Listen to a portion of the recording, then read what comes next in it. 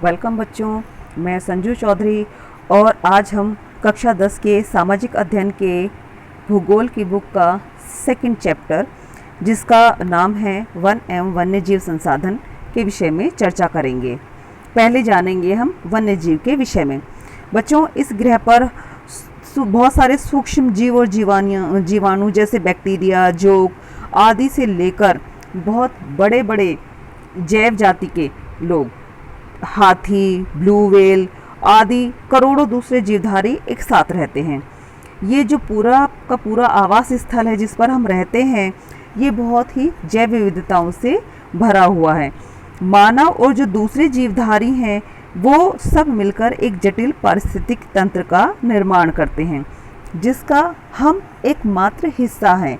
बच्चों, हम पूरा का पूरा पारिस्थितिक तंत्र नहीं है बल्कि हम एकमात्र इस तंत्र का एक हिस्सा है जो अपने अस्तित्व के लिए इनके विभिन्न तत्वों पर निर्भर करते हैं। अगर हमें अपना अस्तित्व बनाए रखना है तो हमें इस पारिस्थितिक तंत्र के बहुत सारे ऐसे तत्वों पर निर्भर रहना पड़ता है, जैसे वायु जिससे हम सांस लेते हैं, जल जिसे हम पीते हैं, मिट्टी जो अनाज पैदा करने के काम आती है जिसके बिना हम जीवित नहीं रह सकते, और पेड़ पौधे, पशु और सूक्ष्म जीव ये सब मिलकर इनका पुनः सृजन करते रहते हैं। इसलिए वन पारिस्थितिक तंत्र में महत्वपूर्ण भूमिका निभाते हैं क्योंकि बच्चों ये प्राथमिक उत्पादक कहलाते हैं जिस पर दूसरे सभी जीव निर्भर करते हैं। क्योंकि अगर वन और पेड़ पौधे नहीं होंगे तो हम दूसरे जीव जीवित नहीं रह पाएंगे। बच्चों, वास्तव में जो जैव विविधता है, जैव विविधता के संदर्भ में विश्व के सबसे समृद्ध देशों में से भारत भी एक देश है और यहाँ विश्व की सारी जैव उपजातियों की लगभग 16 लाख प्रजातियाँ पाई जाती हैं। ये अभी खोजी जाने वाली उपजातियों में से केवल 2 या 3 गुना ही हैं। बच्चों, आप पहले भी भारत में पाए जाने वाले वनों और वन्यजीव संसाधन, क्षेत्रफल और किस्मों के बारे में पिछली कक्षाओं में पढ़ चुके हैं। इन सभी संसाधनों का हमारे दैनिक जीवन में बहुत महत्व होता है। ये विविध वनस्पति और प्राणी मात्र हमारे हर रोज के जीवन में इतने ज़्यादा ज़रूरी हो गए हैं कि हम इनके बिना अपनी कल्पना नहीं कर सकते, लेकिन हम इनकी कद्र नहीं करते। परंतु पर्यावरण के प्रति हमारी जो असंवेदना है उसके कारण पिछले कुछ समय में इन संसाधनों पर भारी दबाव बना हुआ है। अगर ये दबाव इस तरह ही पड़ता रहा या बना रहा बच्चों, तो हमारे जो ये पारिस्थितिक तंत्र है इसका विघटन होना शुरू हो जाएगा। इसके बाद बात करते हैं हम वन्य जीवों के वर्गीकरण के विषय में।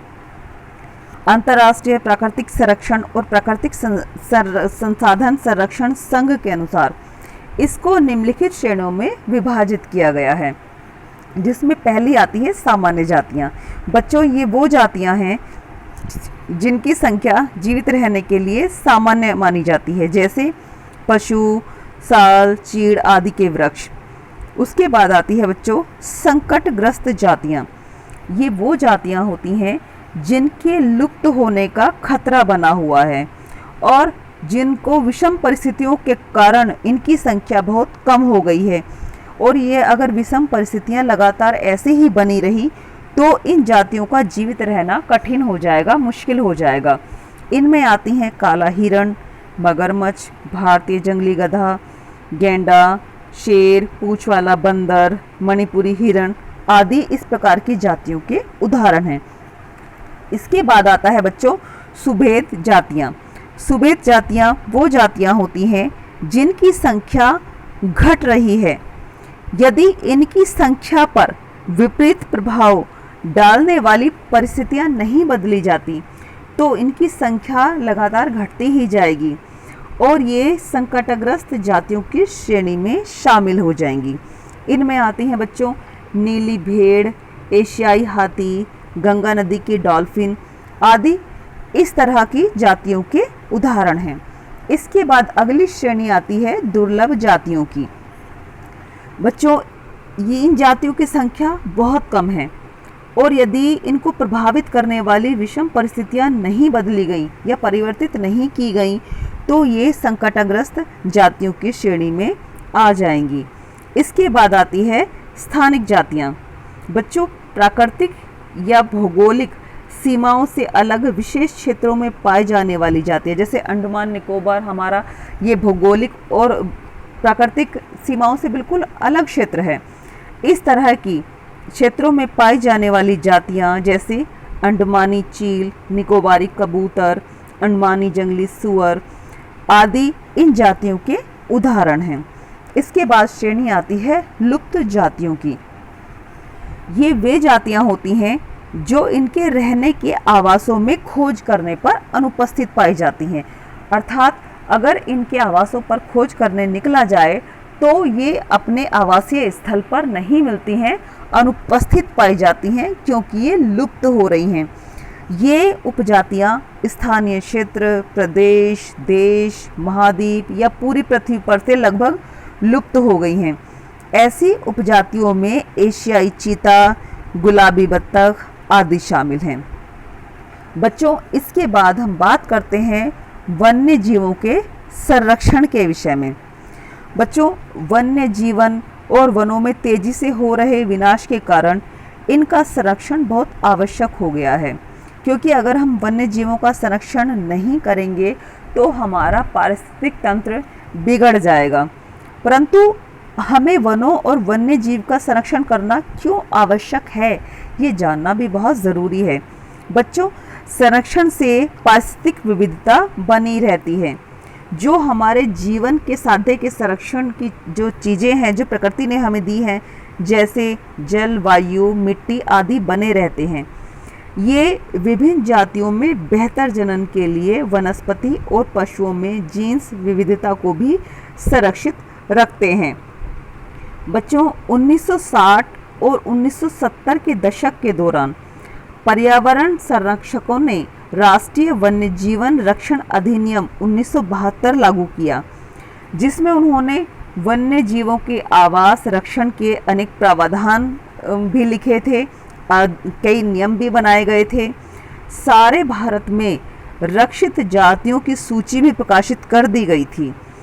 इस कार्यक्रम के तहत बची हुई जो संकटग्रस्त जातियां हैं उनके बचाव पर, उनके शिकार प्रतिबंधन पर, वन्य जीव आवासों पर कानूनी रक्षण तथा जंगली जीवों के व्यापार पर रोक लगाने आदि पर प्रबल जोर दिया गया। इसके पश्चात केंद्रीय सरकार व कई राज्य सरकारों ने राष्ट्रीय उद्यान और वन्य जीव पशु विहार स्थापित किए।